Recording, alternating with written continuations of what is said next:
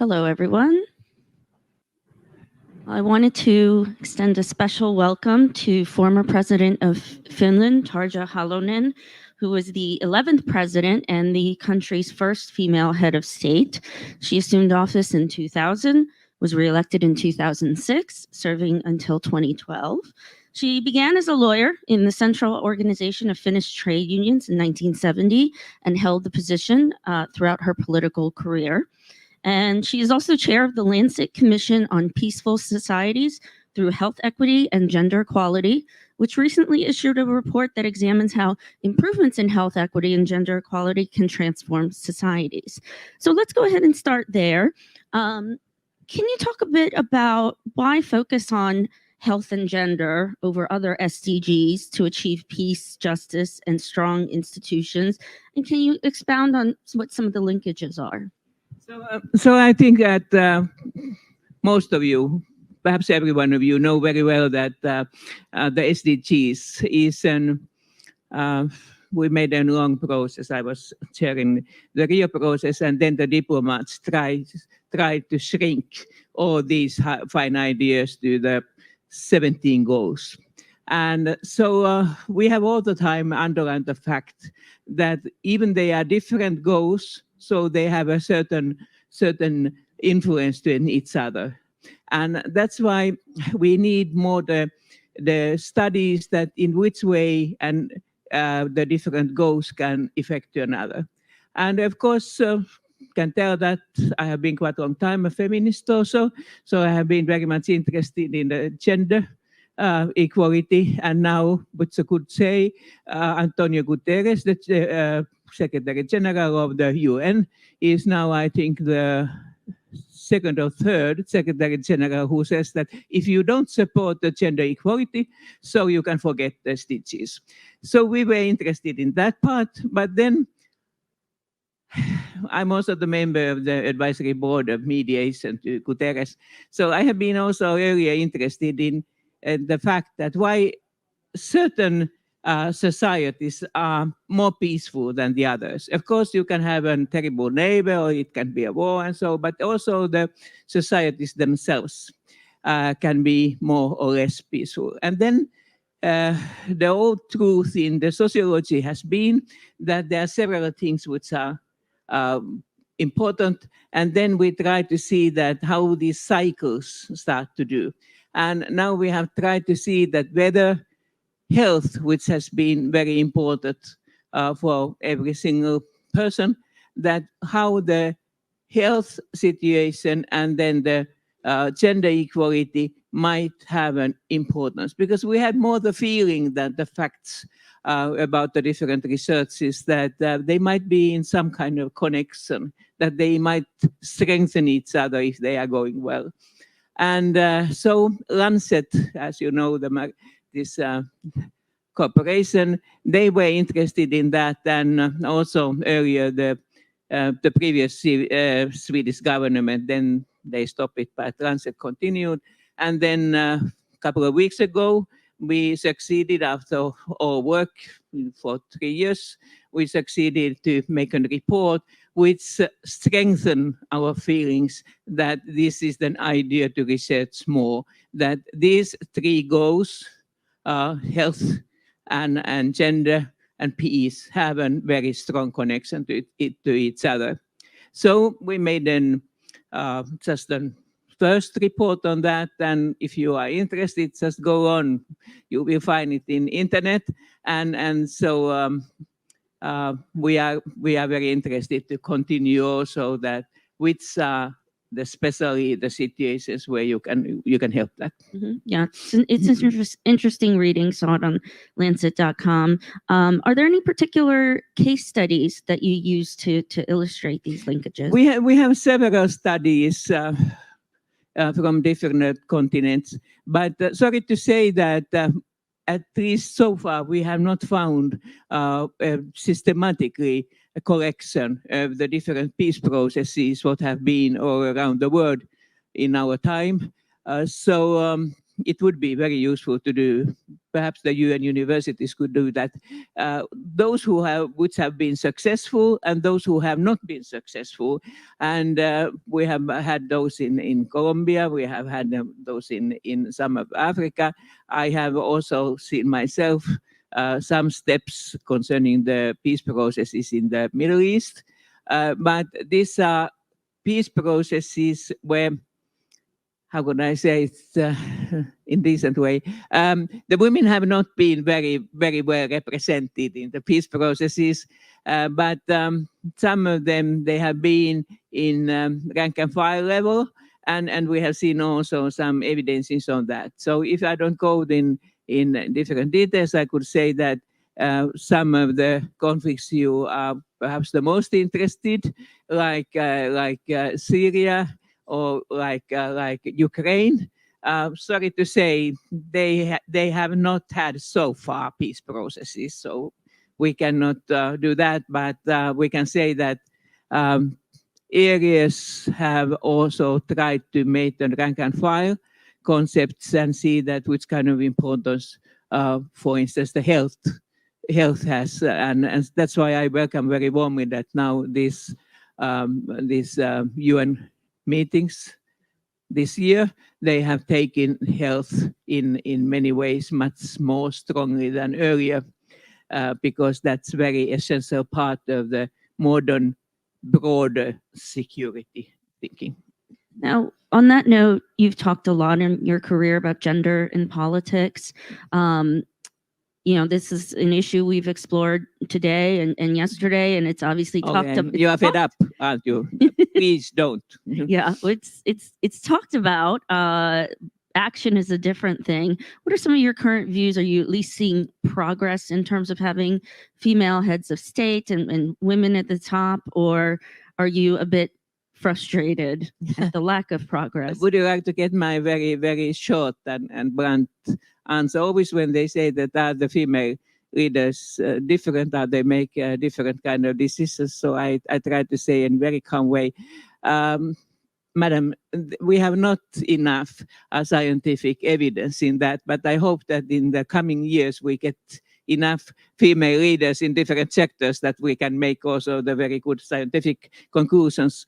Men and women are different, and might be that after 50 years our grandchildren will say to us that why you were so interested in gender, because it's just no matter that whether it's man or woman or something between or something else.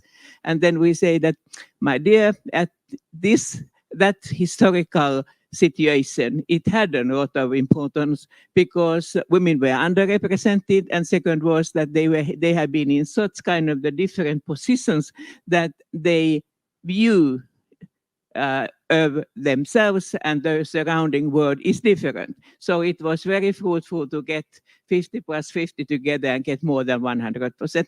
So that is now the answer. It seems to be so that women, anyway, if we take the conflicts, so the women are those who are keeping the society going on while there is a conflict or in other way, the risky situation. And that's why women also know pretty well the everyday needs of the people. And that's why we have very strongly said already that women should be much more represented in peace processes. There is also the UN New Paras would also tell that should be women in that way treated. And I have to say very openly that the present Secretary General Guterres has kept his promise that when the time when he was elected first time to be the Secretary General, we tried to get a woman for the Secretary General from Eastern Europe was then in the rotation, and we didn't make it. And then Guterres promised that I will keep the gender equality like it would be a woman, and pretty well done. But let's hope that also in UN next time, when in rotation the Secretary General will be from Latin America, if somebody is from there. So we hope very much that when there are a lot of good candidates, that you can also find one. Okay. not just on gender equality, but health equity through going back to the study. What were some of the main impediments to progress that you found? I think that the fact that it is everywhere, I already mentioned the Secretary Generals, but also business life has succeeded to be much more than what I some 20 years ago thought. So I think that now the good side, the best side of the SDGs is that, of course, the progressive presidents and ministers and parliaments are most welcome. But we cannot only solve this issue by them. We need also the business community, we need academia, we need NGOs, we need also be ourselves, all the individuals. And that's why now when you ask that what is important, I think that in all these different sectors, you see it very well. But there are also such kind of the sectors which have not advanced so well, but we hope. I take one example. I personally work with the UNCCD, which is an UN organization concerning desertification, one of the climate change consequences. And could you imagine that it's more than 100 countries in UN family where women cannot have a land property or inherit land?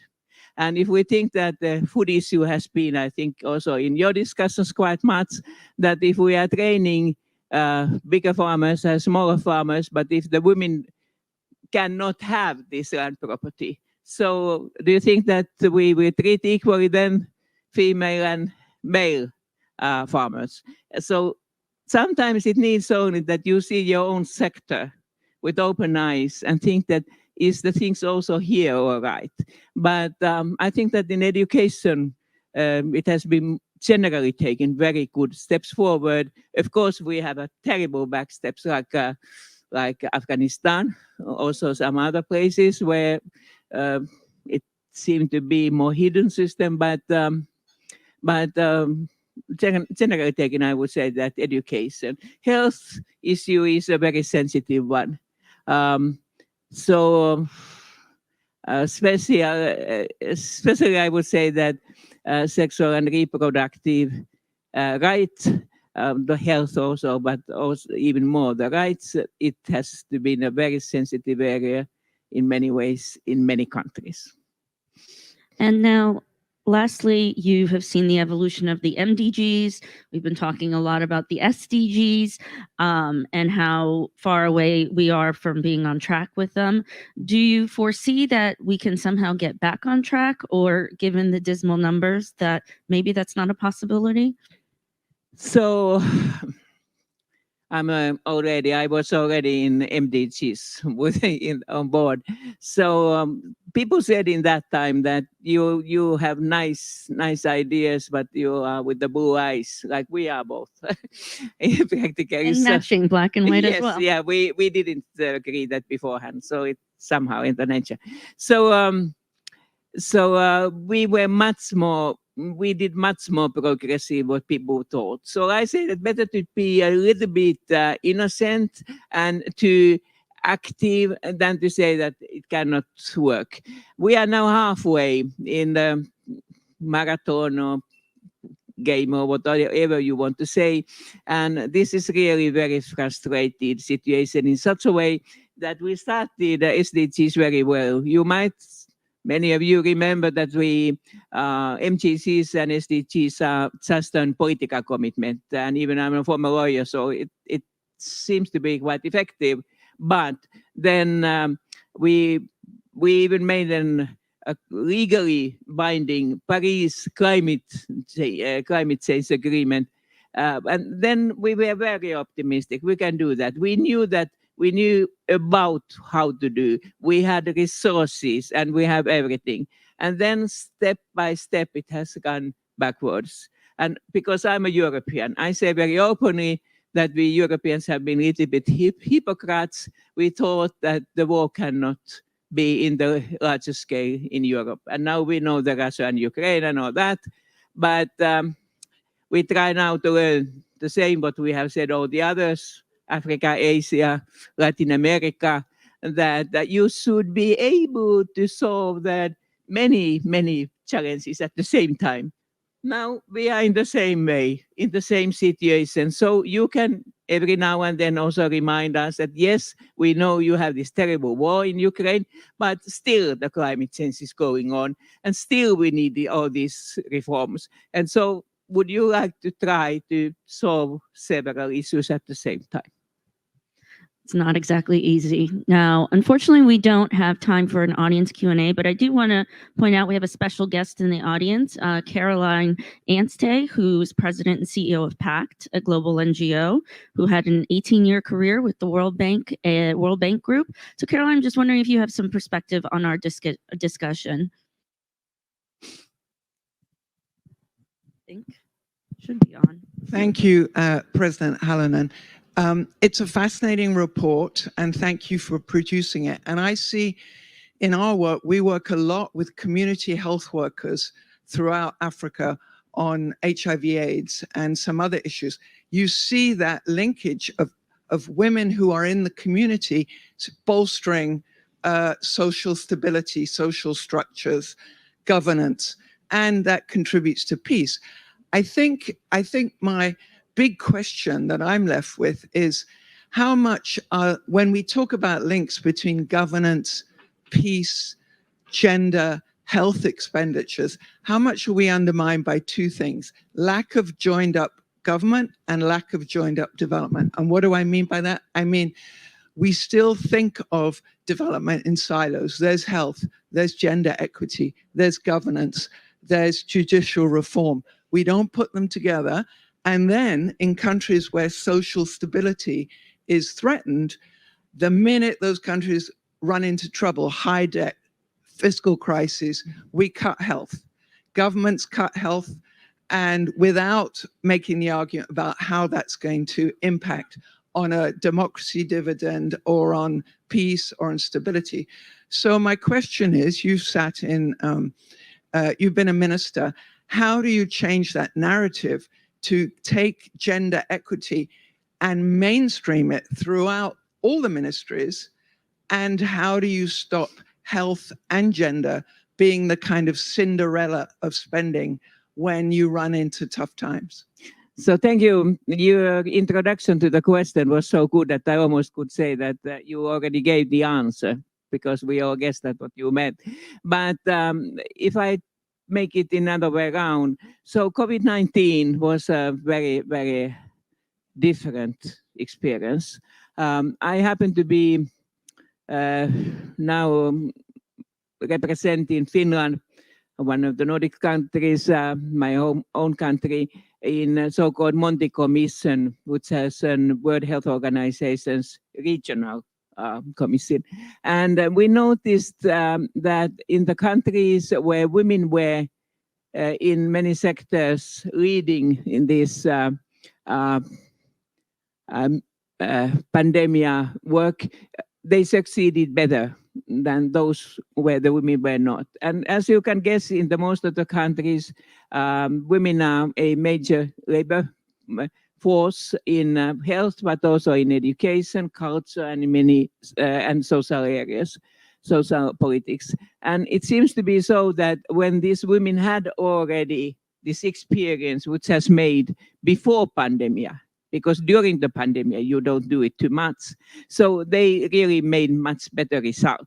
And so I think that when we all know very well that the next pandemic might be already behind the corner or at the doorstep gate, so it would be now time to see that how well we have trained and given also our, how could I say, trust in these women who are doing that every day, and also to give enough resources. And I come from the country, like other Nordics, that we have a large public sector, and it seems to be easier. But I know that in most of the countries, they have at least mixed system where the private side is very, very important part.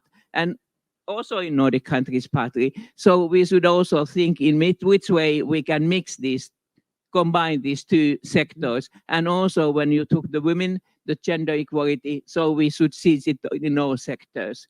And all levels, because very easily it happens at hospital that you have a lot of nurses, even doctors who are women, but then the directors Yeah. a little bit less. All right. Well, please join me in thanking President Halonen for joining us today. Thank you very much for your interest. Thank you.